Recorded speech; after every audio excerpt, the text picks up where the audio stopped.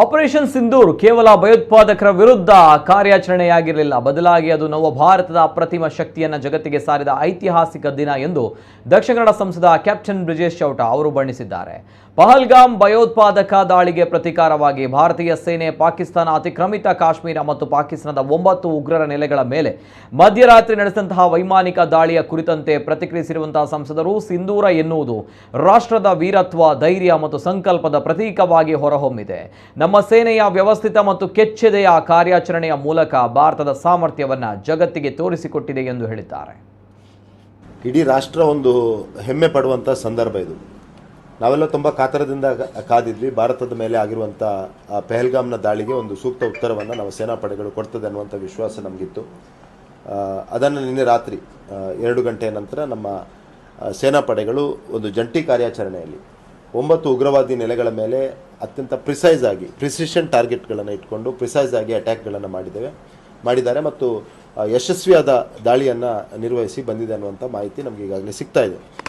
Official ಆದ briefing ಇನ್ನೂ ನಡಿಬೇಕಷ್ಟೇ. ಅದನ್ನು ಅಫಿಷಿಯಲ್ ಬ್ರೀಫಿಂಗನ್ನು ಕೇಳಲಿಕ್ಕೆ ನಾನೊಬ್ಬ ಸೈನಿಕನಾಗಿ ಅತ್ಯಂತ ಉತ್ಸುಕನಾಗಿದ್ದೇನೆ. ಯಾಕೆಂದರೆ ಇದು ಹೊಸ ಭಾರತದ ಸೈನ್ಯ ಮತ್ತು ಭಾರತ ಒಂದು ಜವಾಬ್ದಾರಿಯುತ ಪ್ರಜಾತಂತ್ರವಾಗಿ ಒಂದು ವೃತ್ತಿಪರತೆಯನ್ನು ಕಾಯ್ದುಕೊಂಡಿರುವ ಸೇನಾಪಡೆಗಳಾಗಿ ಒಂದು ಒಳ್ಳೆಯ ಸೂಕ್ತವಾದ ಉತ್ತರವನ್ನು ಮೊನ್ನೆ ನಡೆದಿರೋ ಪಹಲ್ಗಾಮ್ ದಾಳಿಗೆ ಪಾಕಿಸ್ತಾನಕ್ಕೆ ಮತ್ತು ಪಾಕಿಸ್ತಾನ ಪ್ರೇರಿತ ಉಗ್ರವಾದಕ್ಕೆ ಕೊಟ್ಟಿದೆ ಅನ್ನುವಂಥದ್ದು ನನ್ನ ನಂಬಿಕೆ. 9 ಉಗ್ರವಾದಿ ನೆಲೆಗಳು, ಲಷ್ಕರ್ ಎ ತೈಬಾ ಮತ್ತು ಜೈಷ್ ಎ ಮೊಹಮ್ಮದ್ನ 9 ಉಗ್ರವಾದಿ ನೆಲೆಗಳು, ಅದರಲ್ಲಿ 5 ಪಾಕ್ ಆಕ್ಯುಪೈಡ್ ಜಮ್ಮು ಕಾಶ್ಮೀರ್ ಮತ್ತು 4 ಪಾಕಿಸ್ತಾನದಲ್ಲಿ ಅದಕ್ಕೆ ಅಟ್ಯಾಕನ್ನು ನಮ್ಮ ಸೈನ್ಯ ಮಾಡಿದೆ. ನೇವಿ, ಏರ್ಫೋರ್ಸ್, ನಮ್ಮ ಆರ್ಮಿ ಕೋಆರ್ಡಿನೇಟೆಡ್ ಆದ ಎಫರ್ಟ್ ಮುಖಾಂತರ ಮಾಡಿದೆ.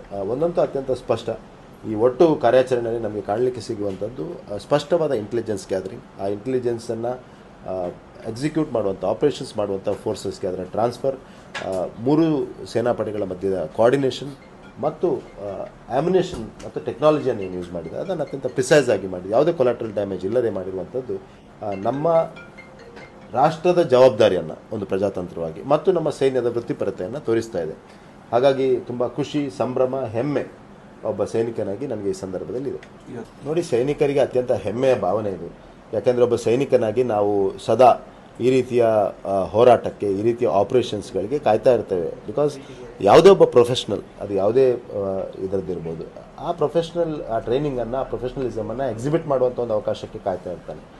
ಇವತ್ತು ಸೈನಿಕರಿಗೆ ಅವಕಾಶಗಳು ಸಿಕ್ಕಿದೆ. ನಾವು ಈ ಸಂದರ್ಭದಲ್ಲಿ ಆ ಸೈನಿಕರಿಗೆ ನಮ್ಮ ಪ್ರಾರ್ಥನೆಗಳನ್ನು ಮಾಡಬೇಕು. ಅವರಿಗೆ ಇನ್ನಷ್ಟು ಶಕ್ತಿಯನ್ನು ಭಗವಂತ ನೀಡಲಿ. ವಿಶೇಷವಾಗಿ ಅವರ ಕುಟುಂಬಗಳು ಏನಿದೆಯಾ ಅವರಿಗೆ ನಾವು ಒಂದು ನೈತಿಕ ಸ್ಥೈರ್ಯವನ್ನು ಕೊಡಬೇಕು, ಅವ್ರ ಜೊತೆ ನಿಲ್ಲುವಂಥ ಕೆಲಸವನ್ನು ಮಾಡಬೇಕು ಮತ್ತು ನಾವು ಒಂದು ರಾಷ್ಟ್ರವಾಗಿ ಒಂದು ಕಂಬೈನ್ಡ್ ಶಕ್ತಿಯಾಗಿ ಅವರಿಗೆಲ್ಲ ನಮ್ಮ ಸೆಲ್ಯೂಟ್ಗಳನ್ನು ಈ ಸಂದರ್ಭದಲ್ಲಿ ಮಾಡಬೇಕು.